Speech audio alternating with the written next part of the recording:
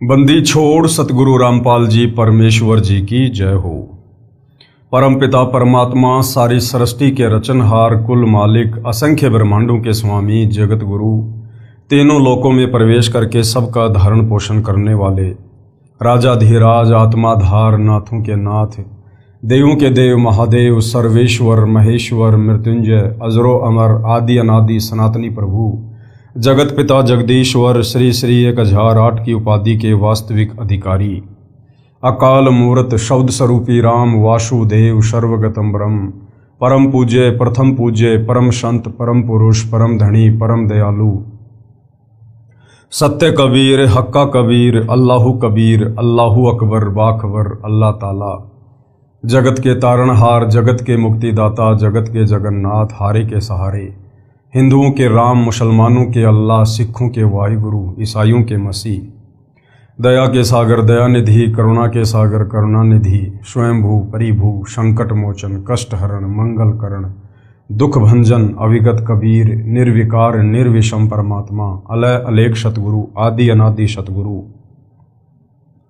असली मर्यादा पुरुषोत्तम, असली राम, असली कृष्ण, असली घनश्याम, असली मुरारी, राजाओं के राजा, महाराजाओं के महाराजा, शहंशाहों के शहंशाह, सम्राटों के सम्राट, भगवानों के भगवान, अल्लाहों के अल्लाह, प्रभुओं के प्रभु, मसीहों के मसीह, सच्चे वाहिगुरु, बाबाओं के बाबा, पीरों के पीर, सेठों के सेठ, जगत सेठ, सावलसा सेठ, सर्वगुण संपन्न, अनंत कोटि कलाओं के स्वामी, अनंत कोटि ब्रह्मांडों के नायक, योगियों में महायोगी, ध्यानियों में महाध्यानी, सिद्धों में परम सिद्ध, ज्ञानियों में तत्व ज्ञानी, ब्रह्म ज्ञानी, महाज्ञानी, परम ज्ञानी, सर्वश्रेष्ठ ज्ञानी, विज्ञानी, युवा कबीर, समर्थ कबीर, असमवात, अमित ओजा, सच्चे रहनुमा, करीम अल्लाह, सुभान अल्लाह, दुनिया के अंतिम पैगंबर, 8 सितंबर 1951 से गांव धनाना, जिला सोनीपत, हरियाणा, भारतवर्ष की पावन भूमि पे प्रकट रियल कल्कि भगवान श्री नारायण साकार हरि, श्री बाबा साहिब, नूर अनंत परमात्मा, सच्चे दरवेश, सच्चे बाखबर, संत श्रोमणी सतगुरु रामपाल जी परमेश्वर जी के चरण कमल में आप और हम सभी भाई बहनों का अनंत कोटि दंडवत प्रणाम। सत्साई भाई और बहनों, बहुत बड़ी दया, बहुत बड़ी मेहर पूज्य गुरुदेव भगवान की, परमेश्वर रामपाल जी की, जिनके शुभ आशीर्वाद से, विशेष आशीर्वाद से, उन्हीं के सत्संगों के संग्रह के ऊपर बन चुकी पवित्र आध्यात्मिक पुस्तक कबीर बड़ा या कृष्ण के ऊपर वीडियो बनाने की श्रृंखला जारी है। इसी श्रृंखला में आज हमारा ये 22वें नंबर का वीडियो है। इस पवित्र पुस्तक कबीर बड़ा या कृष्ण को विशेषकर हिंदू समाज के श्रद्धालु यदि धैर्य पूर्वक, निष्पक्ष होकर, रुचि लेकर सुन लेंगे, पढ़ लेंगे, समझ लेंगे तो सदियों पुराना रोग कट जाएगा। कौन सा रोग है? परमात्मा प्राप्ति वाला। जिस परमेश्वर की प्राप्ति के लिए सतयुग, त्रेता युग, द्वापर युग और कलयुग की शुरुआत में साधु संत, महात्मा, ऋषि, भगत जन, जिन्होंने अपना सर्वस्व कुर्बान कर दिया, अपने शरीर, घर, परिवार आदि की भी जिन्होंने कोई परवाह नहीं की, लेकिन उसके बावजूद भी परमेश्वर तो छोड़िए, वो परमेश्वर की छाया तक के दर्शन नहीं कर पाए। अब भाई और बहनों, वो समस्या बिल्कुल जड़ से समाप्त हो जाएगी यदि आपने इस पवित्र पुस्तक कबीर बड़ा या कृष्ण को ध्यानपूर्वक सुन लिया और समझ लिया तो। क्योंकि ये पवित्र पुस्तक आपको अध्यात्म के विषय में बताएगी, भक्ति और भगवान के विषय में बताएगी, और सबसे जो मुख्य बात है, आपको सृष्टि रचना के विषय में बताएगी। क्योंकि सृष्टि रचना को समझे बिना हम कभी भी किसी भी सदग्रंथ को नहीं समझ सकते। चाहे हम संस्कृत के प्रकांड विद्वान हैं, चाहे अंग्रेजी भाषा के ज्ञाता हैं, यदि हमने सृष्टि रचना को अच्छे से नहीं समझा तो हम किसी भी धर्म के धर्म ग्रंथ को नहीं समझ सकते। तो भाई और बहनों, इस पवित्र पुस्तक के ऊपर 21 वीडियो बन चुके हैं। आज हमारा 22वें नंबर का वीडियो है। मामला जो चल रहा है वो जनता की अदालत में है। मुकदमा है कबीर बड़ा या कृष्ण।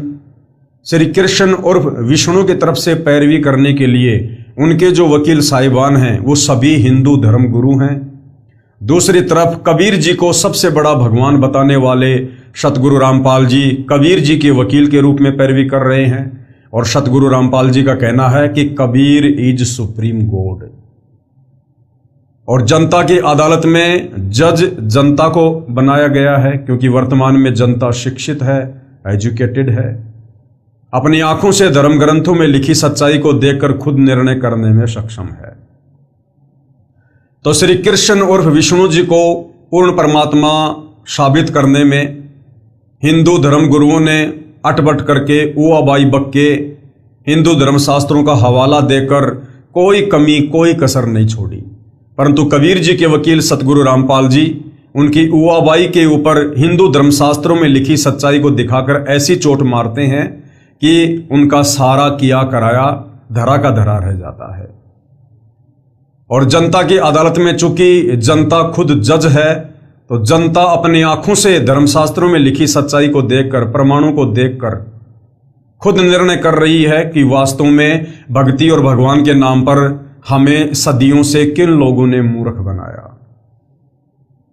तो जैसे जैसे हिंदू धर्म से जुड़ी जनता अपने पवित्र सदग्रंथों में छुपे गूढ़ रहस्यों से परिचित होती जा रही है, उस आधार से अध्यात्म में रुचि लेते हुए सतगुरु रामपाल जी से तरह तरह के सवाल जवाब कर रही है। जिन सवालों के जवाब हिंदू धर्म गुरु सदियों से नहीं दे पा रहे थे, ना वर्तमान में दे पा रहे हैं, जो सवाल एक पहेली बन चुके थे श्रद्धालुओं के लिए, अब सतगुरु रामपाल जी उन पहेलियों को धर्मशास्त्रों को दिखा दिखाकर सुलझा रहे हैं और जनता को भी आनंद आ रहा है। तो आगे जब श्री कृष्ण उर्फ विष्णु जी के वकील हिंदू धर्म गुरुओं ने देखा कि हमारी तो बिल्कुल भी दाल नहीं गल रही है, तो उन्होंने और अटबट करनी शुरू कर दी। और श्री कृष्ण जी के वकील हिंदू धर्म गुरुओं ने कोर्ट में कबीर जी के वकील सतगुरु रामपाल जी से क्या सवाल किया। कृष्ण जी के वकील यानी हिंदू धर्म गुरुओं ने फिर क्या कुछ कहा श्री कृष्ण उर्फ विष्णु जी को पूर्ण परमात्मा घोषित करते हुए। श्री कृष्ण जी ने मोर ध्वज राजा के पुत्र ताम्र ध्वज को जीवित किया था, जो आरे यानी लकड़ी काटने वाले हत्थे से बीचों बीच चीर कर दो फाड़ कर दिया था, मर गया था। क्या इनमें शक्ति नहीं है? हिंदू धर्म गुरु कह रहे हैं कि हमारे श्री कृष्ण जी ने राजा मोर ध्वज के पुत्र ताम्र ध्वज को बीचों बीच आरे से चीरकर, जिसकी दो फाड़ हो चुकी थी, जो बिल्कुल खत्म हो चुका था, अपनी शक्ति से उसको जीवित कर दिया था। तो क्या श्री कृष्ण अर्थात विष्णु में शक्ति नहीं है? तो कबीर जी के वकील सतगुरु रामपाल जी ने किस प्रकार से हिंदू धर्म गुरुओं के अज्ञान के ऊपर तत्व ज्ञान का प्रहार किया और समझाया कि इसका क्या रहस्य था। परमेश्वर कबीर जी के वकील यानी सतगुरु रामपाल जी फिर क्या कुछ कह रहे हैं। श्री कृष्ण जी ने राजा मोर ध्वज के पुत्र ताम्र ध्वज को तो जीवित कर दिया, परंतु अपने सगे भांजे सुभद्रा पुत्र अभिमन्यु को जीवित नहीं कर सके, जो महाभारत के युद्ध में छोटी उम्र में ही मारा गया था और पांडवों का एकमात्र पुत्र था। अब सतगुरु रामपाल जी ने हिंदू धर्म गुरुओं से कहा कि भाई, तुम्हारे श्री कृष्ण उर्फ विष्णु जी ने मोर ध्वज के पुत्र ताम्र ध्वज को बीचों बीच आरे से चिरवाकर और वापस जीवित कर दिया, जिंदा कर दिया, लेकिन वही तुम्हारा कृष्ण उर्फ विष्णु महाभारत युद्ध के समय जब उसका सगा भांजा अभिमन्यु चक्रव्यूह में मारा गया था, उस समय अपने भांजे को जीवित क्यों नहीं कर पाया? सुभद्रा रो रही थी, श्री अर्जुन जी रो रहे थे, लेकिन श्री कृष्ण जी कुछ नहीं कर पाए। अब इस बात का जवाब हिंदू धर्म गुरुओं के पास नहीं। तो जनता ने कहा कि महाराज जी फिर आप ही बताओ इसका क्या कारण है। तो कबीर जी के वकील सतगुरु रामपाल जी ने किस प्रकार से शंका समाधान किया, क्या कहा? कारण स्पष्ट है कि श्री कृष्ण अर्थात श्री विष्णु जी समर्थ परमात्मा नहीं है। ये तीन लोक यानी पृथ्वी लोक, पाताल लोक तथा स्वर्ग लोक के प्रभु हैं। यानी एक ब्रह्मांड में मुख्यमंत्री है इनका पिता काल ब्रह्म ज्योति निरंजन, और एक ब्रह्मांड में मात्र तीन लोक में एक एक विभाग के ये मंत्री हैं, ब्रह्मा विष्णु महेश। रजोगुण विभाग के मंत्री हैं श्री ब्रह्मा जी, शतोगुण विभाग के मंत्री हैं श्री विष्णु जी और तमोगुण विभाग के मंत्री हैं श्री शंकर जी। इनकी शक्ति बहुत सीमित है। परमेश्वर कबीर जी, अब परमेश्वर कबीर जी की शक्ति कितनी है? परमेश्वर कबीर जी अनंत करोड़ ब्रह्मांडों के स्वामी यानी प्रभु हैं, सारी सृष्टि के रचयिता हैं। इनकी शक्ति का कोई वार पार नहीं है। वेदों में इस परमेश्वर को अमित ओजा यानी विसीमित शक्ति युक्त कहा गया है, जिसकी शक्ति का कोई वार पार ना हो। श्री कृष्ण जी किसी की आयु न तो घटा सकते हैं और ना बढ़ा सकते हैं, ना किसी के प्रारब्ध यानी भाग्य को बदल सकते हैं। जिनकी किस्मत में जो पूर्व निर्धारित है वही दे सकते हैं। जिस प्रकार एक फैक्ट्री का मैनेजर होता है, वो ना किसी की तनख्वाह कम कर सकता है, ना किसी की तनख्वाह बढ़ा कर दे सकता है। वो उतना ही देता है जितना उस मजदूर ने हाजिरी लगाई है और जितनी तनख्वाह उसके मालिक ने उसको बांटने के लिए दी है। तो श्री कृष्ण उर्फ विष्णु या यूं कहिए ब्रह्मा विष्णु महेश, जो तीनों भाई हैं और काल के पुत्र हैं, दुर्गा के पुत्र हैं, ये केवल एक ब्रह्मांड में मैनेजर हैं। मैनेजर ये किसी के भाग्य को बदल नहीं सकते, कम या ज्यादा नहीं कर सकते। ताम्रध्वज की उम्र शेष थी, जिस कारण उसको जीवित कर दिया। अब भाइयों और बहनों, ये चमत्कार तो एक जादूगर भी कर देता है अपनी सिद्धि से, अपनी कला से, जादूगरी से। किसी व्यक्ति को बीचों बीच आरे से चीर देता है और उसके बाद वापस उसको जोड़ देता है, दुनिया तालियां बजा देती है।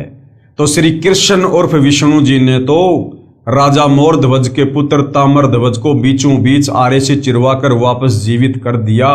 केवल एक जादूगर वाला काम किया, केवल एक जादूगर वाला।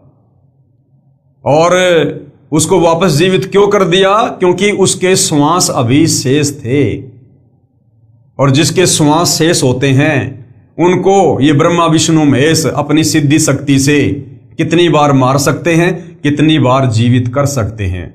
जिस प्रकार वो जादूगर किसी व्यक्ति के आरे से दो भाग करके दोनों भागों को अलग अलग दिखा के फिर वापस उनको जोड़ देता है। परंतु अभिमन्यु को जीवित क्यों नहीं कर सका? क्योंकि अभिमन्यु की आयु यानी उम्र शेष नहीं थी, उसकी श्वासें शेष नहीं थी, और अपनी तरफ से एक श्वास भी ये ब्रह्मा विष्णु महेश किसी के अंदर डालने में सक्षम नहीं है। जिस कारण से उसको श्री कृष्ण जी जीवित नहीं कर सके, क्योंकि अभिमन्यु की श्वासें शेष नहीं थी। पांडव रो रहे थे, श्री कृष्ण जी दुखी थे, बहन सुभद्रा मृत्यु शोक से व्याकुल थी, सन्नाटा छाया था। श्री कृष्ण जी कुछ मदद नहीं कर पाए क्योंकि वे समर्थ प्रभु नहीं हैं। अब परमेश्वर कबीर जी किसी के भी प्रारब्ध को, भाग्य को, किस्मत को, डेस्टिनी को बदल सकते हैं, उसमें ज्यादा या कम कर सकते हैं। कहते हैं मासा घटे ना तिल बधे विदाता लिखे जो लेख, पर साचा सतगुरु मेट कर ऊपर मार दे मेख।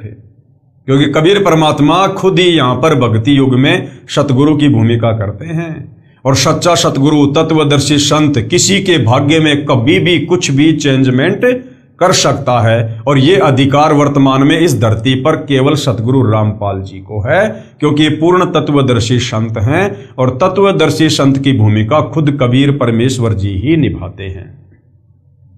अब परमेश्वर कबीर जी के विषय में क्या बताया? परमेश्वर कबीर जी समर्थ परमेश्वर हैं। समर्थ यानी सब कुछ करने में सक्षम। ये भगत या भगतमती के प्रारब्ध कर्म को भी बदल सकते हैं, यानी उनकी किस्मत को भी चेंज कर सकते हैं। मृत्यु है तो उसे जीवन दान दे सकते हैं, जीवन है तो उसको मृत्यु में तब्दील कर सकते हैं।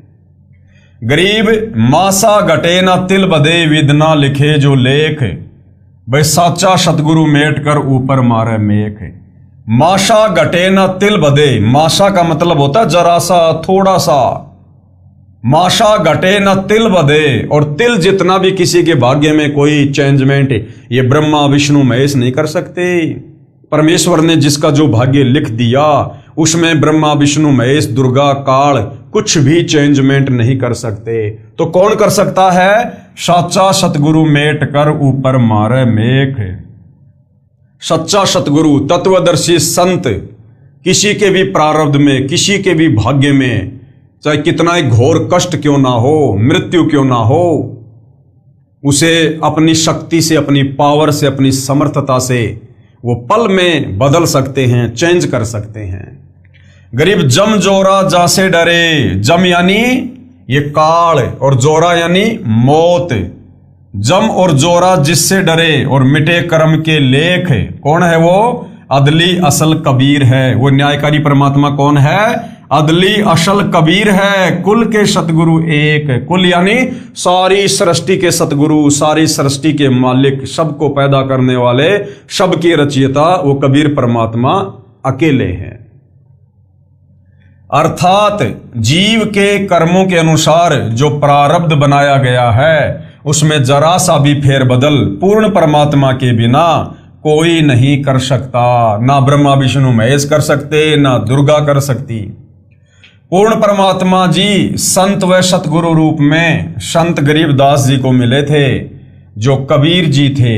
इसलिए कहा है कि साचा सतगुरु यानी कबीर परमेश्वर जी प्रारब्ध यानी भाग्य के लेख को ऊपर मारे मेख यानी सदा के लिए समाप्त कर देता है। भगत भगतमती की आयु भी बढ़ा सकता है। वेदों में लिखा हुआ है कि वो परमात्मा अपने साधक के, अपने भगत के, यदि उसके प्रारब्ध में मृत्यु हो, परमेश्वर उसको टालकर 100 साल की उम्र भी लिख देता है। मुर्दे को जीवित कर देता है। वेदों में भी यही प्रमाण है। कौन से वेद में और कहां प्रमाण है? ऋग्वेद मंडल नंबर 10 सूक्त नंबर 161 मंत्र नंबर 2 में कहा है कि परमेश्वर अपने साधक के असाध्य रोग को भी समाप्त करके स्वस्थ कर देता है। यदि साधक यानी भगत मृत्यु को प्राप्त होकर परलोक चला गया है तो उसको मृत्यु देवता से छुड़वाकर जीवित करके सत यानी 100 वर्ष की उम्र प्रदान कर देता है। ये अधिकार सृष्टि में केवल कबीर परमेश्वर जी को है। पेश है प्रमाण के लिए ऋग्वेद मंडल 10 सूक्त 161 मंत्र 2 की फोटोकॉपी। अब जनता की अदालत में जनता अपनी आंखों से सब कुछ देख रही है कि हमारे धर्म ग्रंथों में सब कुछ लिखा हुआ है, वेदों में, गीता में, लेकिन हमारे नादान धर्म गुरु तत्व ज्ञान के अभाव से हमें समझा नहीं पाए, बता नहीं पाए। तो ये श्लोक आप जियों की आंखों के सामने है भाई और बहनों। आप जी देख सकते हो, पढ़ सकते हो कि परमेश्वर क्या कर सकता है। अदालत में प्रमाणित करता हूं कि समर्थ परमेश्वर कबीर जी काशी वाला जुलाहा है। यानी जो कबीर परमात्मा आज से 650 साल पहले बनारस के काशी में लहरतारा तालाब पर एक शिशु रूप में कमल के विकसित फूल पर सह शरीर सतलोक से चलकर प्रकट हुए और 120 वर्ष तक उन्होंने काशी में रहकर लीला की, अपने तत्व ज्ञान का प्रचार प्रसार किया। तो ये कबीर परमात्मा वही है जो 650 साल पहले बनारस के काशी में आए थे और एक जुलाहा की भूमिका की। आप जी श्री कृष्ण और श्री विष्णु जी के वकील भी सुनो। यानी जनता की अदालत में सतगुरु रामपाल जी श्री कृष्ण जी की पैरवी कर रहे, श्री कृष्ण और विष्णु को जबरदस्ती पूर्ण परमात्मा घोषित करने में लगे हुए हिंदू धर्म गुरुओं को कह रहे कि आप भी सुनो कि वो परमात्मा क्या कर सकता है। श्री कृष्ण और श्री विष्णु जी के वकील भी सुनो। अमर कथाएं उस अमर परमेश्वर कबीर जी की, जुलाहे धानक की। श्री कृष्ण जी ने राजा मोर ध्वज के पुत्र तामर ध्वज को जीवित किया। इसी प्रकार कबीर परमेश्वर जी ने सम्मन के लड़के शेऊ को जीवित किया। कथा इस प्रकार है। अब यह है अमर कथा जो हमारे नादान धर्म गुरु नहीं जानते थे। नेकी शेऊ सम्मन के बलिदान की कथा। जिस समय परमेश्वर कबीर जी ने काशी में 120 वर्ष लीला की थी, उस समय दिल्ली के निवासी सम्मन जाति से मणियार, उसकी पत्नी नेकी तथा पुत्र शिव यानी शेऊ ने परमेश्वर से दीक्षा ली थी। किस परमेश्वर से? कबीर जी से। आर्थिक स्थिति बहुत कमजोर थी। परमात्मा के उपदेश का दृढ़ता से पालन करते थे। परमेश्वर पर पूर्ण विश्वास था। दोनों पति पत्नी स्त्रियों को चूड़ियां पहनाने का कार्य घर घर जाकर करते थे। साथ में अपने गुरुदेव कबीर जी की महिमा भी किया करते थे। बताया करते थे कि हमारे सतगुरुदेव जी ने राजा सिकंदर लोदी का असाध्य रोग आशीर्वाद मात्र से ठीक कर दिया था। राजा सिकंदर लोदी उस समय मुसलमान बादशाह था और उसको एक असाध्य रोग था, जलन का रोग। बहुत ज्यादा पीड़ा होती थी। सर्व हिंदू धर्मगुरुओं से, मुसलमान पीरों से अपना इलाज करवाया, देश के टॉप मोस्ट वैद्य बुलवाए, परंतु किसी प्रकार का कोई लाभ, कोई भी राहत उसको नहीं मिल पाई, क्योंकि उसके प्रारब्ध में था, उसके पाप कर्मों के कारण। और जैसे उसे काशी वाले कबीर जुलाहे के विषय में पता चला और जब वो उनकी शरण में गया तो कबीर परमेश्वर जी ने आशीर्वाद मात्र से उसके असाध्य जलन के रोग को छू मंत्र कर दिया। बादशाह सिकंदर ने स्वामी रामानंद जी की गर्दन काट दी थी। उसको सतगुरु कबीर जी ने धड़ पर गर्दन जोड़कर जीवित कर दिया। एक कमाल नाम का लड़का मर गया था। उसके कबीले वालों ने अंतिम संस्कार रूप में दरिया में प्रवाह कर दिया था। शेख तकी, जो राजा सिकंदर जी का धर्मगुरु, उसको विश्वास नहीं था कि रामानंद जी की गर्दन काटने के पश्चात भी कबीर जी ने जीवित कर दिया। वह राजा से कहता था कि कबीर जंतर मंत्र जानता है और कुछ नहीं, मुर्दे कभी जिंदा होते हैं, मेरे सामने कोई मुर्दा जिंदा करे तो मानूं। राजा सिकंदर को कबीर जी पर पूर्ण विश्वास था, क्योंकि अपनी आंखों से वो चमत्कार देख चुका था। क्योंकि वह तो रोग से महादुखी था तथा रामानंद स्वामी जी को अपने हाथों से कत्ल किया था, उसके सामने कबीर जी ने जीवित किया था। शेख तकी की भी दरिया पर उपस्थित था। मुर्दे को देखकर कहा कि यदि मेरे सामने इस मुर्दे को जीवित कर दे तो मैं कबीर को अल्लाह का नबी मान लूंगा। कबीर जी ने कहा, हे शेख तकी जी, आप भी बड़े पहुंचे हुए पीर हो, आप कोशिश करो, बाद में कहोगे कि मैं भी जिंदा कर देता। उपस्थित सर्व मंत्रियों और बादशाह ने भी यही कहा कि आप कौन सी छोटी हस्ती हो, कर दो काम। शेख तकी ने शर्म के मारे जंतर मंत्र किए, परंतु व्यर्थ। कहा कि मुर्दे जिंदा नहीं हुआ करते, कबीर तो चाहता है कि मुर्दा बहकर दूर चला जाए और इज्जत रह जाए। वह चला गया मुर्दा।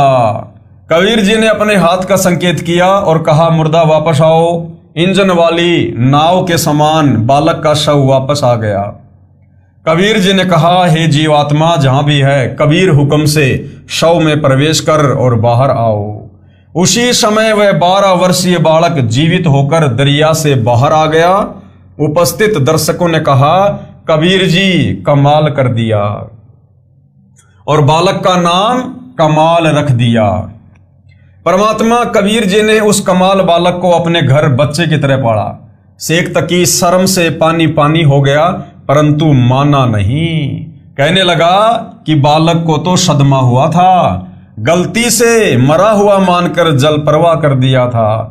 जब मानो मेरी बेटी कई दिनों से कब्र में दबा रखी है, वह मृत्यु को प्राप्त हो चुकी है, उसको कबीर जीवित कर दे। शेख तकी ने कहा कि मेरी बेटी पिछले 10-12 वर्षों से जो मर चुकी है वो कब्र में दबाई हुई है, अब तक तो वो लाश भी सड़ गई होगी, कीड़े पड़ गए होंगे। मैं कबीर को उस समय अल्लाह का नबी मानूंगा जब ये मेरी बेटी को जीवित कर दे। परमेश्वर कबीर जी ने कहा कि 2 दिन बाद तेरी बेटी को जीवित कर दूंगा। आसपास के गांव तथा दिल्ली में मुनादी करवा दो कि सब आकर देखें। ऐसा ही किया गया, कब्र तोड़ दी गई। कबीर परमेश्वर जी ने कहा, शेख जी प्रयत्न करो, कहीं बाद में कहो कि लड़की सदमे में थी। उपस्थित जनता ने कहा कि कबीर जी, यदि शेख तकी में शक्ति होती तो अपनी बेटी को कोई कैसे मरने देता, आप कोशिश करो। कबीर जी ने कहा कि हे शेख तकी की बेटी, जीवित हो जा। लड़की जीवित नहीं हुई। क्यों नहीं हुई? क्योंकि परमात्मा दुनिया के सामने शेख तकी की जो असलियत थी, जो वास्तविकता थी, उसको लाना चाहते थे कि ये कितना नीच और घटिया इंसान है और ईर्ष्या की आग में कितना जल रहा है। तो कबीर परमेश्वर जी ने कहा कि हे शेख तकी की बेटी, जीवित हो जा।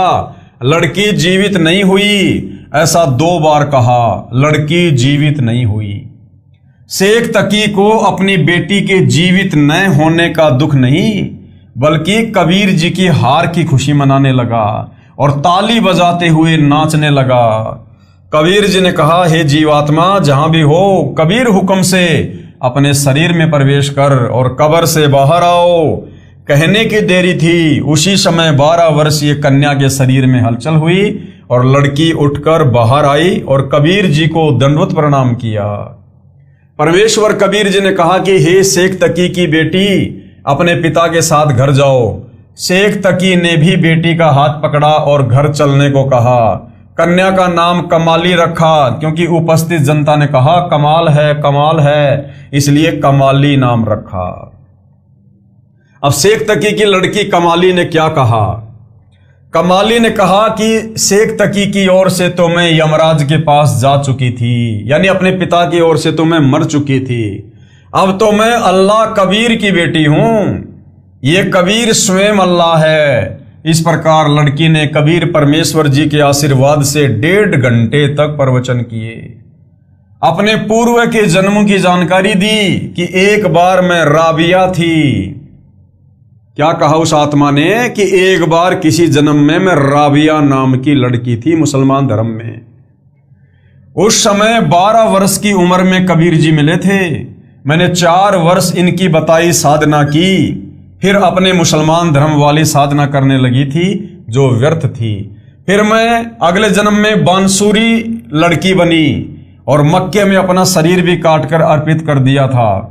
फिर अगले जन्म में मैंने वैश्या का जीवन जिया। उन 4 वर्ष की सतभक्ति से मुझे 2.5 जन्म मनुष्य के मिले। अब आगे मेरा कोई मानव जीवन शेष नहीं था। मुझे पशु की योनि में जाना था, लक 84 में जाना था। उसी समय परमेश्वर कबीर जी धर्मराज के पास गए और मुझे छुड़वा कर लाए। ये जनता की अदालत में हिंदू धर्म गुरुओं को बताया जा रहा है, समझाया जा रहा है कि यदि किसी की श्वासें शेष ना हो, यदि किसी के भाग्य में मृत्यु हो, तो ये कबीर परमात्मा अल्लाह कबीर इतना समर्थ है, ये मृत्यु देवता यमराज से भी उस साधक को छुड़ाकर 100 साल की उम्र प्रदान कर देता है। उसी समय परमेश्वर कबीर जी धर्मराज के पास गए और मुझे छुड़वा कर लाए और शरीर में प्रवेश कर दिया। इनकी कृपा से मुझे मानव जीवन मिला है। अब मैं अपने वास्तविक पिता अल्लाह कबीर जी के साथ रहूंगी। शेख तकी की लड़की ने शेख तकी के साथ रहने से बिल्कुल मना कर दिया। कबीर जी ने कमाली को बेटी की तरह पाला और अपने घर पर रखा। उपस्थित लाखों की संख्या में दर्शकों ने परमेश्वर कबीर जी से दीक्षा ली। सबको प्रथम 5 मंत्र का उपदेश दिया। इस प्रकार कबीर जी के उस समय 64 लाख शिष्य हो गए थे। कब? 650 साल पहले। वे चमत्कार देखकर ही शरण में आए थे। उन्होंने ज्ञान आधार नहीं बनाया था, केवल चमत्कार देखकर ही कबीर जी से जुड़े थे। दिल्ली नगर की स्त्रियां नेकी तथा सम्मान से ये अनोखी बातें सुनकर बाद में चर्चा करती थी कि क्या ये बातें संभव हो सकती हैं। कुछ तो कहती थी कि हमारे घर वाला भी उस समय वहीं उपस्थित था जब शेख की लड़की कब्र से निकालकर जीवित की गई थी। परंतु मेरा पति इस बात से नाराज हुआ कि कबीर क्यों ले गया लड़की को, जिसकी बेटी थी उसको सौंप देनी थी। भावार्थ है कि कुल मिलाकर वे स्त्रियां अंदर से मजाक रूप में मानती थी, परंतु उनके सन्मुख चुप रह जाती थी। एक समय साहिब कबीर अपने भगत सम्मन के यहां अचानक 2 सेवकों कमाल व शेख फरीद के साथ पहुंच जाते हैं।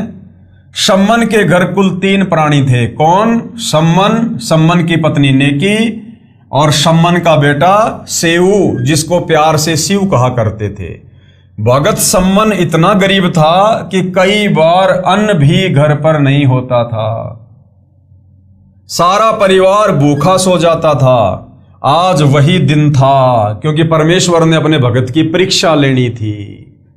भगत सम्मन ने अपने गुरुदेव कबीर साहिब से पूछा कि साहिब खाने का विचार बताइए, खाना कब खाओगे। कबीर साहिब ने कहा कि भाई भूख लगी है, भोजन बनाओ। सम्मन अंदर घर में जाकर अपनी पत्नी नेकी से बोला कि अपने घर अपने गुरुदेव भगवान आए हैं। कौन आए हैं? गुरुदेव भगवान, और जल्दी से भोजन तैयार करो। नेकी ने कहा कि घर पर अन्न का एक दाना भी नहीं है। सम्मन ने कहा पड़ोस वालों से उधार मांग लाओ। नेकी ने कहा कि मैं मांगने गई थी लेकिन किसी ने भी उधार आटा नहीं दिया। उन्होंने आटा होते हुए भी जानबूझकर नहीं दिया और कह रहे हैं कि आज तुम्हारे घर तुम्हारे गुरुजी आए हैं। तुम कहा करते थे कि हमारे गुरुजी भगवान हैं। आपके गुरुजी भगवान हैं तो तुम्हें मांगने की आवश्यकता क्यों पड़ी? ये ही भर देंगे तुम्हारे घर को, आदि आदि कहकर मजाक करने लगे। सम्मन ने कहा लाओ आपका चीर गिरवी रखकर 3 सेर आटा ले आता हूं। चीर यानी नेकी ने जो कपड़ा ओढ़ रखा था, तो सम्मन ने कहा कि मुझे अपना ये कपड़ा दे दे, मैं इसको बेचकर और गुरुजी और 2 भक्तों के जितना आटा ले आता हूं।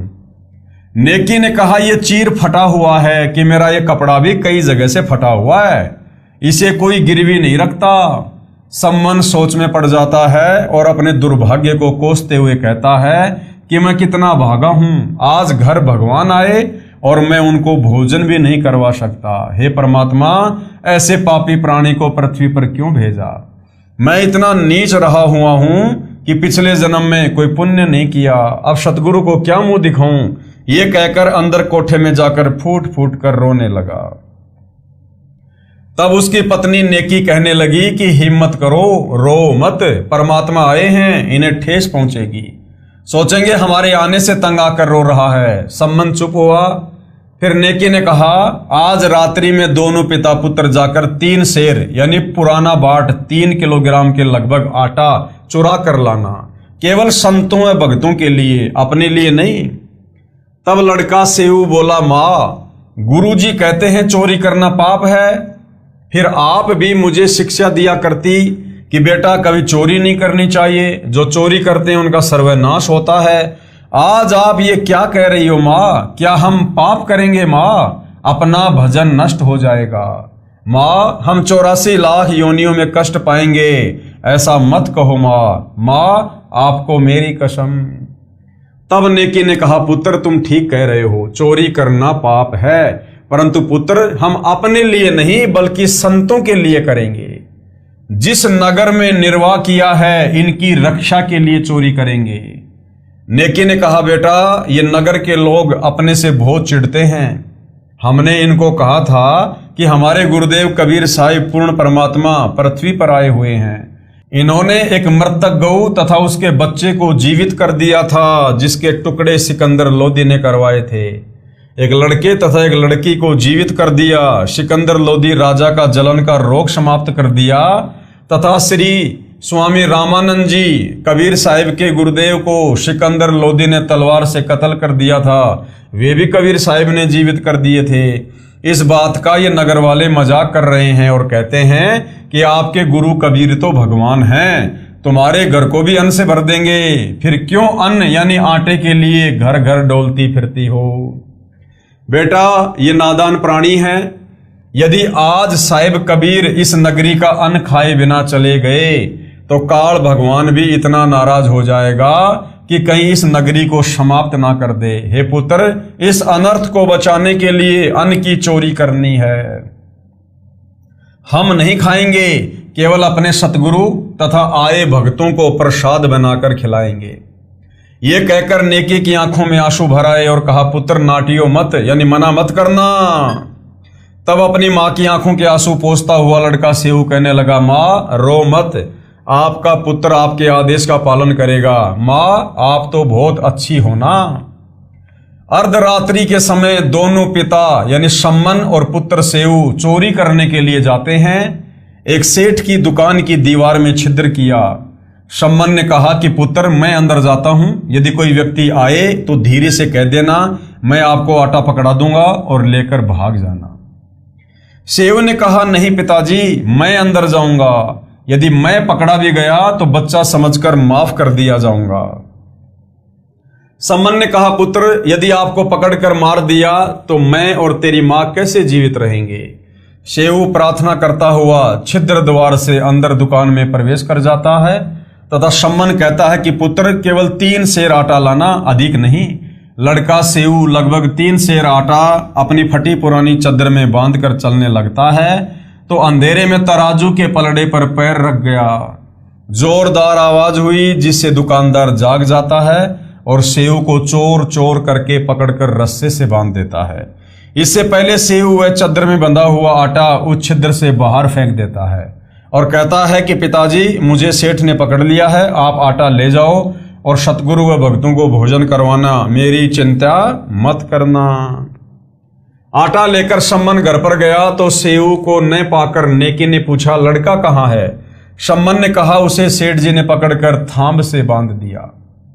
नेकी ने कहा कि आप वापस जाओ और लड़के सेव का सिर काट कर लाओ, क्योंकि लड़के को पहचान कर अपने घर पर लाएंगे।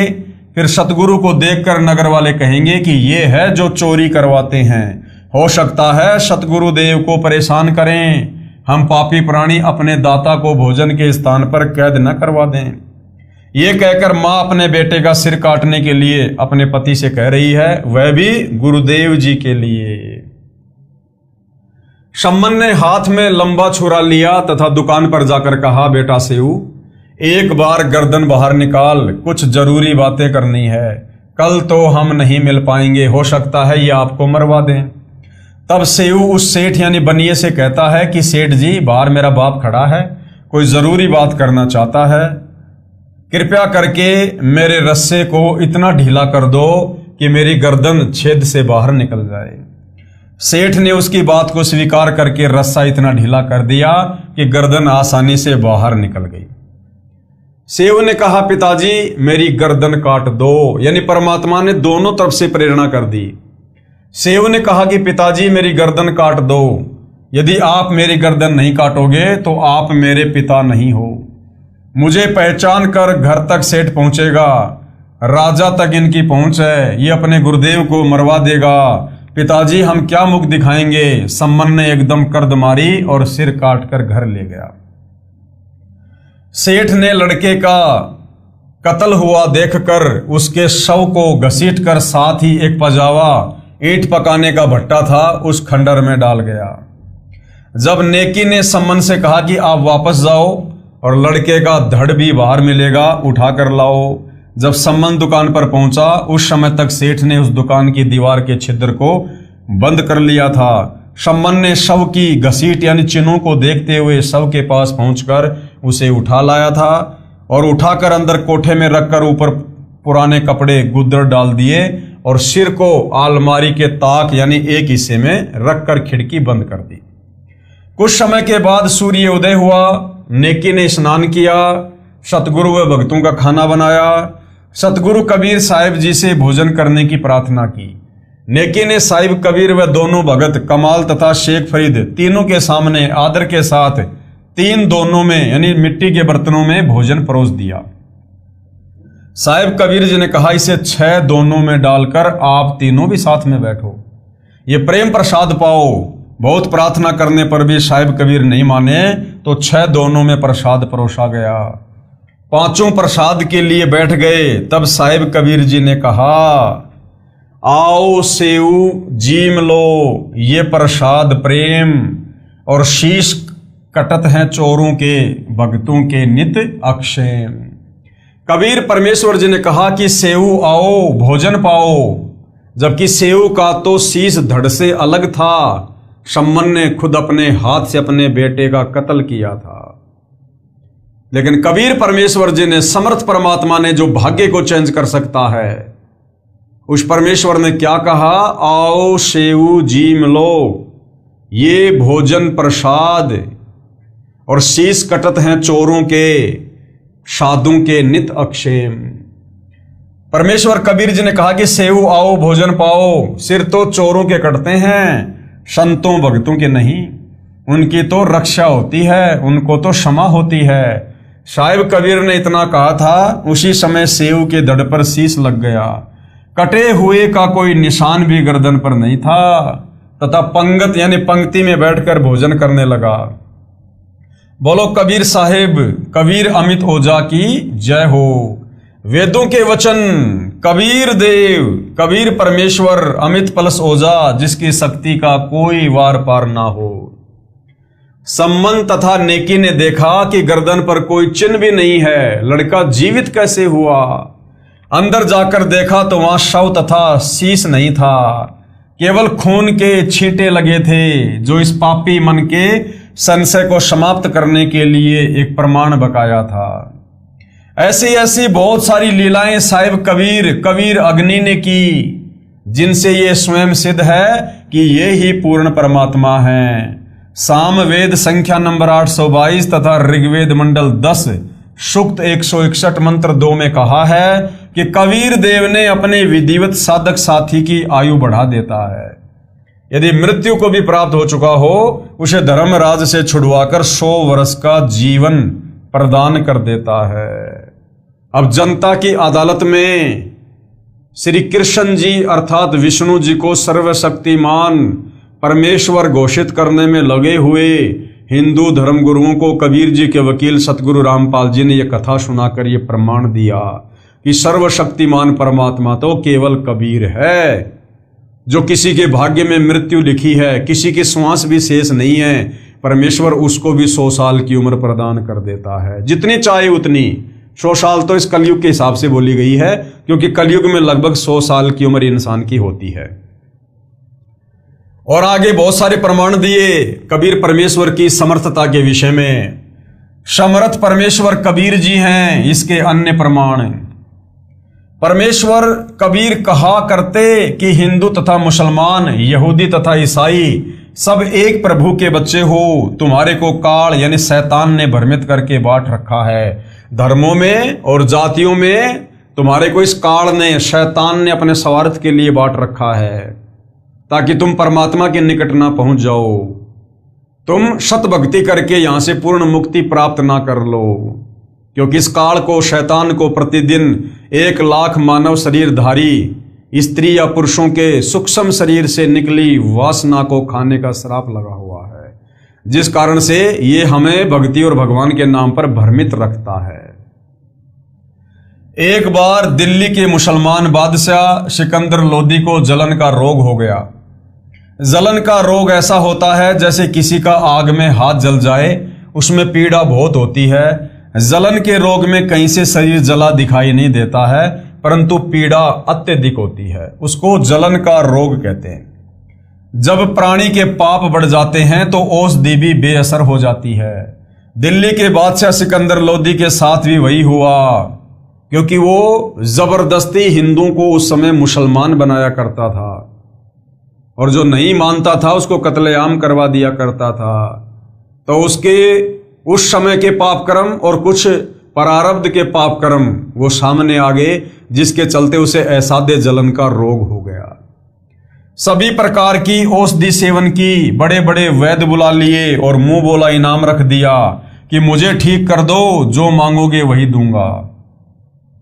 दुख में व्यक्ति पता नहीं क्या संकल्प कर लेता है।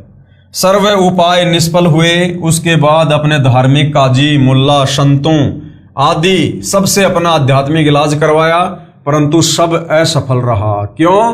क्योंकि प्रारब्ध में लिखे कष्ट को, संकट को, दुख को कबीर परमेश्वर के अलावा यहाँ ब्रह्मा, विष्णु, महेश, दुर्गा और काल भी चेंज नहीं कर सकते। जब हम दुखी हो जाते हैं तो हिंदू और मुसलमान नहीं कहते, फिर तो कहीं पर भी रोग कट जाए वहीं पर चले जाते हैं। और वैसे तो हिंदू कहते हैं कि मुसलमान बुरे और मुसलमान कहते हैं कि हिंदू बुरे। और बीमारी हो जाए तो फिर हिंदू और मुसलमान नहीं देखते, जब कष्ट आए तब तो कोई बुरा नहीं। जो मुसलमान बुरे हैं वे बुरे हैं, और जो हिंदू बुरे हैं वो हिंदू भी बुरे हैं, और दोनों में अच्छे भी हैं। हर मजहब में अच्छे और बुरे व्यक्ति होते हैं, लेकिन हम जीव हैं, हमारी कोई जाति व्यवस्था नहीं है। हमारी जीव जाति है, हमारा धर्म मानव है, परमात्मा को पाना है। हिंदू वैद्य तथा आध्यात्मिक संत भी बुलाए, स्वयं भी उनसे जाकर मिला और सबसे आशीर्वाद व जंत्र मंत्र करवाए, परंतु सर्व चेष्टा निष्फल रही, यानी सिकंदर लोदी का जलन का रोग ठीक नहीं हुआ। फिर किसी ने बताया कि काशी शहर में एक कबीर नाम का महापुरुष है, यदि वह कृपा कर दे तो आपका दुख निवारण अवश्य हो जाएगा।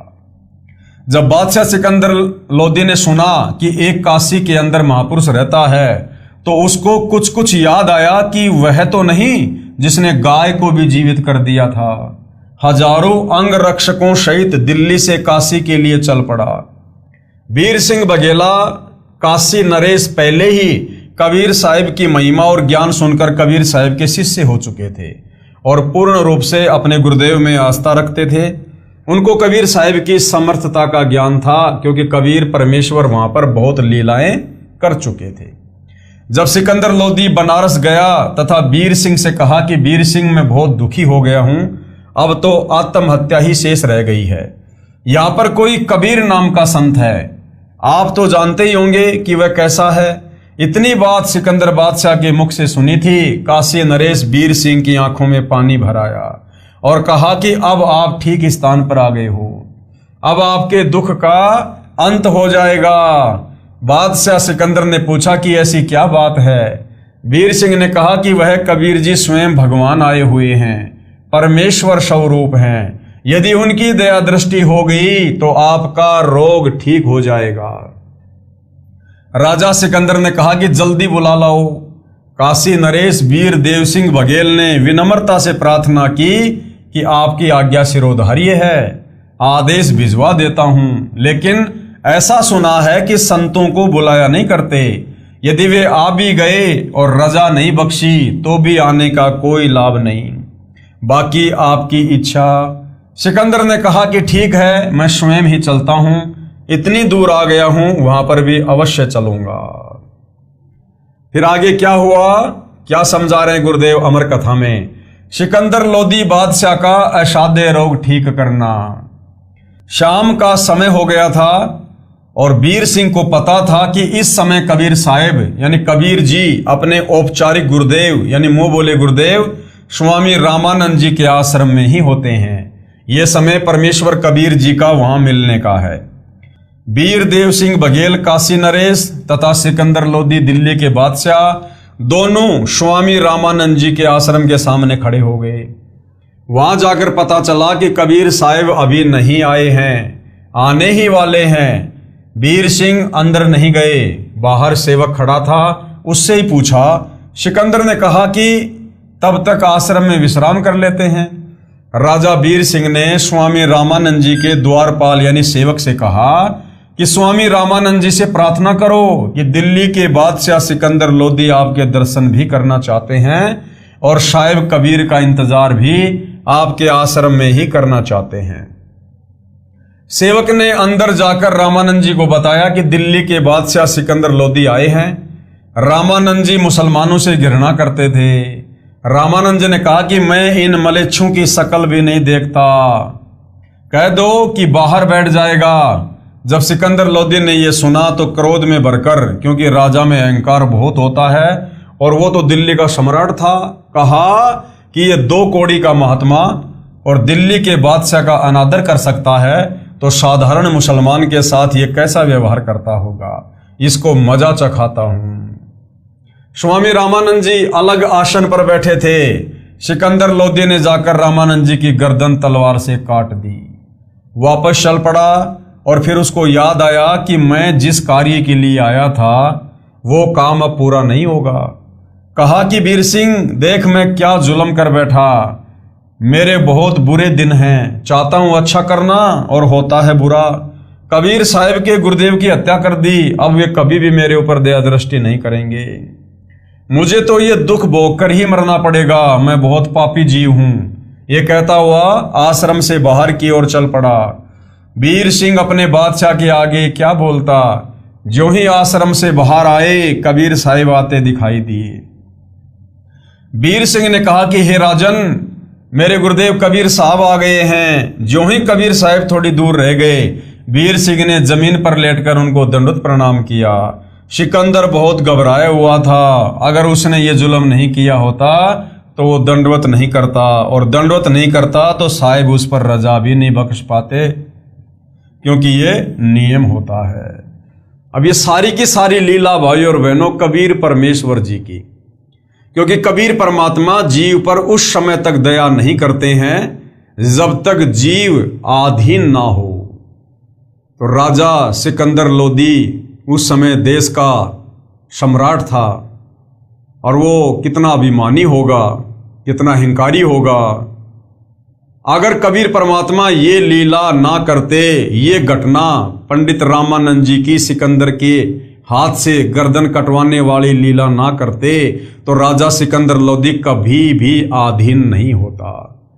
और यदि आधीन नहीं होता, संत के चरणों में नहीं गिरता, दंडवत प्रणाम नहीं करता, तो कभी भी संत फिर दया नहीं करता। तो ये सारी की सारी लीला कबीर परमेश्वर ने की, एक तीर से दो शिकार किए। पंडित रामानंद जी की बुद्धि को भी सेट करना था, क्योंकि वो भगत होकर और मुसलमानों से द्वेष करता था, और उधर सिकंदर लोदी को भी परमात्मा ने उसके जलन के रोग को ठीक करने के लिए विनम्र करना था, आधीन करना था। तो कबीर परमेश्वर कहते हैं, अति आधीन दीन हो प्राणी, ताते कहिए ये अकथ कहानी। ऊंचे पातर जल ना जाई, ताते नीचा हो जे भाई। आधीनी के पास है पूर्ण ब्रह्म दयाल, और मान बढ़ाई मारिए बेअदबी सिरकाल। कबीर परमेश्वर जी ने यहां पर एक तीर से दो शिकार किए। स्वामी रामानंद जी में धर्म भेदभाव की भावना शेष थी, वो भी निकालनी थी। रामानंद जी मुसलमानों को हिंदुओं से अभी भी भिन्न तथा हे मानते थे। सिकंदर में अहंकार की भावना थी, यदि वह नम्र नहीं होता तो कबीर साहिब कृपया नहीं करते तथा सिकंदर स्वस्थ नहीं होता। वीर सिंह को दंडवत करते देखकर तथा डरे हुए सिकंदर लोदी ने भी दंडवत प्रणाम किया। अब सिकंदर लोदी डर गया कि भैया ये वही कबीर है जिसने मरी हुई गाय को और वापस जिंदा कर दिया था, ये बहुत शक्ति वाला है, और तूने इसके गुरुदेव की गर्दन काट दी, अब ना जाने तुझे क्या श्राप दे देगा। तो वो डर गया, भयभीत हो गया। उस डर के चलते उसमें विनम्रता आ गई, और उसने भी कबीर परमेश्वर को जमीन पर लेटकर दंडवत प्रणाम किया। मुसलमान कहते हैं कि हमारा सिर केवल अल्लाह के आगे झुकता है, अन्य के सामने मुसलमान का सिर नहीं झुकेगा। सामने अल्लाह अकबर खड़ा था, सिर अपने आप झुक गया। कबीर परमेश्वर जी ने दोनों के सिर पर हाथ रखा और कहा कि दो दो नरेश यानी दो दो राजा आज मुझ गरीब के पास कैसे आए हैं, मुझ गरीब को कैसे दर्शन दिए। परमेश्वर कबीर जी ने अपना हाथ उठाया भी नहीं था कि सिकंदर का जलन का रोग समाप्त हो गया। जो रोग उसके प्रारब्ध में था, उसके भाग्य में था, उसकी किस्मत में था, जिस रोग को न ब्रह्मा विष्णु महेश की भक्ति से कोई ठीक कर पाया, ना वो हिंदू और मुसलमान धर्म गुरु ठीक कर पाए, क्योंकि राजा सिकंदर लोदी के प्रारब्ध में था, उसको भोगना था। लेकिन समर्थ कबीर अल्लाह ने आशीर्वाद मात्र से उस रोग को छूमंत्र कर दिया। यानी कबीर परमेश्वरी सारी सृष्टि में समर्थ परमात्मा है, जो किसी के भी प्रारब्ध को चेंज कर सकते हैं। सिकंदर लोदी की आंखों में पानी आ गया। संत के सामने मन भाग जाता है और आत्मा ऊपर आ जाती है, क्योंकि परमात्मा आत्मा का साथी है। अंतर्यामी एक तुम आत्म के आधार, आत्मा का आधार कबीर भगवान है। सिकंदर लोदी ने पैर पकड़कर छोड़े नहीं और रोता ही रहा। जानी जान होते हुए भी, यानी अंतर्यामी होते हुए भी, कबीर साहिब जी ने सिकंदर लोदी दिल्ली के बादशाह से पूछा, क्या बात है? सिकंदर ने कहा कि अल्लाह की जात, मैंने घोर अपराध कर दिया, आप मुझे क्षमा नहीं कर सकते। जिस काम के लिए मैं आया था वह असाध्य रोग तो आपके आशीर्वाद मात्र से ठीक हो गया। इस पापी को क्षमा कर दो। कबीर साहिब ने कहा, क्षमा कर दिया, ये तो बता दो कि हुआ क्या। सिकंदर ने कहा कि आप क्षमा नहीं कर सकते, मैंने ऐसा पाप किया है। कबीर साहिब ने कहा कि क्षमा कर दिया भाई। सिकंदर ने फिर कहा कि सच में माफ कर दिया। कबीर साहिब ने कहा, हाँ क्षमा कर दिया, अब बता क्या कष्ट है। सिकंदर ने कहा कि दाता, मुझ पापी ने गुस्से में आकर आपके गुरुदेव का कत्ल कर दिया। और फिर सारी कहानी बताई। कबीर साहब बोले कोई बात नहीं, जो हुआ प्रभु इच्छा से हुआ है। आप स्वामी रामानंद जी का अंतिम संस्कार करवा कर जाना, नहीं तो आप निंदा के पात्र बनोगे। परमेश्वर कबीर साहिब जी नाराज नहीं हुए। सिकंदर लोधी ने वीर सिंह के मुख की ओर देखा और कहा कि वीर सिंह, ये तो वास्तव में अल्लाह है। देख, मैंने इनके गुरुदेव का सिर काट दिया और कबीर जी को क्रोध भी नहीं आया। वीर सिंह चुप रहा और साथ साथ हो लिया और मन ही मन में सोचता है कि अभी क्या है, अभी तो और देखना, ये तो शुरुआत है। और फिर किस प्रकार से कबीर परमेश्वर जी ने, अल्लाह कबीर ने, पूर्ण सतगुरु ने, तत्वदर्शी संत ने जो उस समय भूमिका कर रहे थे, अपने मुंह बोले गुरुदेव पंडित रामानंद जी को जीवित किया। स्वामी रामानंद जी को जीवित करना। परमेश्वर कबीर जी ने अंदर जाकर देखा, रामानंद जी का धड़ कहीं और सिर कहीं पर पड़ा था। शरीर पर चादर डाल रखी थी। कबीर साहब ने अपने गुरुदेव के मृत शरीर को दंडवत प्रणाम किया और चरण छुए तथा कहा कि हे गुरुदेव उठो, दिल्ली के बादशाह आपके दर्शन करने के लिए आए हैं, एक बार उठना। दूसरी बार ही कहा था, सिर अपने आप उठकर धड़ पर लग गया और रामानंद जी जीवित हो गए। बोलो सतगुरुदेव की जय। और ये सारी की सारी लीला राजा सिकंदर लोधी के साथ साथ वहां उपस्थित सभी लोग देख रहे हैं। सर्व मनुष्य एक प्रभु के बच्चे हैं, जो दो मानता है वो अज्ञानी है। यदि कोई अपनी नादानी के चलते किसी को हिंदू, किसी को मुसलमान, किसी को सिख, किसी को ईसाई मानता है, तो वो अज्ञानी है, उसको आध्यात्मिक ज्ञान नहीं है। हम सब एक कबीर परमेश्वर के बच्चे हैं। सारी सृष्टि को उत्पन्न करने वाले, अपने वचन से सर्व आत्माओं की उत्पत्ति करने वाले वो कबीर परमात्मा है। हमें आपस में जाति और धर्मों में इस काल ने, शैतान ने बांट रखा है। रामानंद जी के शरीर से आधा खून और आधा दूध निकला हुआ था। जब साहिब कबीर से स्वामी रामानंद जी ने कारण पूछा, हे कबीर प्रभु, मेरे शरीर से आधा रक्त और आधा दूध कैसे निकला है? कबीर साहिब ने बताया कि स्वामी जी, आपके अंदर ये थोड़ी सी कसर और रह गई है कि अभी तक आप हिंदू और मुसलमानों को दो समझते हो, इसलिए आधा खून और आधा दूध निकला है। यानी अभी आप पूर्ण भगत नहीं बने हो। आप अन्य जाति वालों को अपना साथी समझ चुके हो, परंतु हिंदू तथा मुसलमान एक ही परमेश्वर के बच्चे हैं, जीव सभी एक हैं। आप तो जानी जान हो, आप तो लीला कर रहे हो, अर्थात गोल मोल बात करके सब समझा गए। कबीर अलख इलाई एक है, यानी सबका मालिक एक है। नाम धराया दो, कहे कबीर दो नाम सुन, भरम परो मत कोई। यानी वो सारी सृष्टि का मालिक एक ही है। जब वो इस धरती पर आता है, गुरु की भूमिका करता है, तो भिन्न भिन्न नाम से आता है। तो वो है एक ही, लेकिन नाम अपने कभी कभी दो भी रखवा लेता है। जैसे वो सारी सृष्टि का मालिक कबीर भगवान जब सतयुग में आए तो उन्होंने अपना नाम सत सुकृत रखवा लिया। त्रेता में आए तो अपना नाम मुनिंद्र ऋषि रखवा लिया। द्वापर में आए तो कबीर अल्लाह ने अपना नाम करुणा में ऋषि रखवा लिया। 650 साल पहले आए तो अपने वास्तविक नाम से उन्होंने लीला की। उसके बाद 300 साल पहले गांव छुडानी जिला झज्जर हरियाणा में आए तो गरीबदास नाम रखवा लिया। और वर्तमान कलयुग की पिछली पीढ़ी में 8 सितंबर 1951 को आए हैं, प्रकट हुए हैं, तो अपना नाम संत रामपाल जी रखवा लिया। तो कहते हैं कबीर अलख इलाई एक है और नाम धराया दो, कहे कबीर दो नाम सुनकर भरम पड़ो मत कोई। कबीर राम रहीमा एक है, नाम धराया दो। मुसलमान जिसे रहीम कहते हैं, यानी रहनुमा, दयालु, और हिंदू जिसे राम कहते हैं, भाई वो एक ही है, अलग अलग नहीं है। कबीर राम रहीमा एक है, नाम धराया दो, कहे कबीर दो नाम सुनकर भरम पड़ो मत कोई।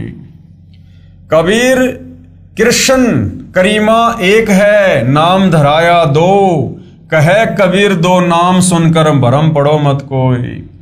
कबीर काशी काबा एक है, एक राम रहीम, मैदा एक पकवान बहू, बैठी कबीरा जीम।